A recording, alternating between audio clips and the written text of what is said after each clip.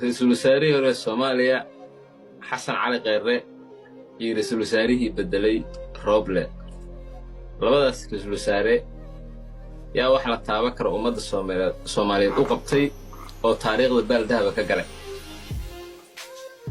Xasan Cali Kheyre iyo Roble yaa dalka wuxuu qabtay oo baaldahaba ka galay taariikhda ummadda Soomaaliyeed Soomaaliya labada rئiisul wasaare isku dhagay anigoon qabiil fiirinaynin anigoon dhehaynin ninkaa qabiilkiisa waa sidaa ninkaana qabiilkiisa waa sidaa dadku qalad bay hadhow ii fahmi doonaanoo ninkaa qabiil baad ku tahay ama ninkaa waa sidaa bay dhihi doonaan labaduba waa laba nin oo qabiil markii la yidhahdo hawiye wada ah weliba nin waa curadkii ah laakiin wax qabasho markii la yidhaahdo Xasan Cali Kheyre dalka qalqal uu geliyo markii dambaba yuhuud maatiin albaabka waa naga furtaan ololahaas raggii horkacay uu ka mid yahay Roblana dalka wuxuu keenay in madaxweyne inta xilka si nabad u dejiyo nin kale si nabad u ku wareejiyo sidaa darteed waxaan dhihi lahaa Roble baaldahaba ka galay aad u mahadsantahay ما يقف في قبيلة قاط هذا أنا أقول حال من سنة ما لاحظ الإسلام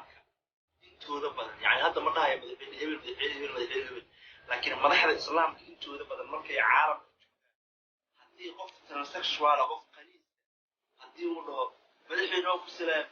أما لو قفت مرة فهم يا فعلنا كلها هذه كلها مصورة كلها وان كان قاعد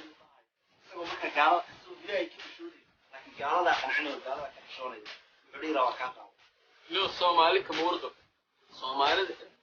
keeno dad badan iimaan leh dad badan oo yaqaan dad badan oo maaragtay ala caabuda dad salaatulay ku taag Soomaali ma istaqaan marka dadka noocaas bay madax noqdaan oo bas way bay wala tahay waxaan siyaasadda ku jira maaragtay siyaasiyiintan dadka xeeb deeri diinteedna ma qabto xitaa qofkii yiraahdo anaha la doorto madaxweynaha laga dhigo inuu dooran waayo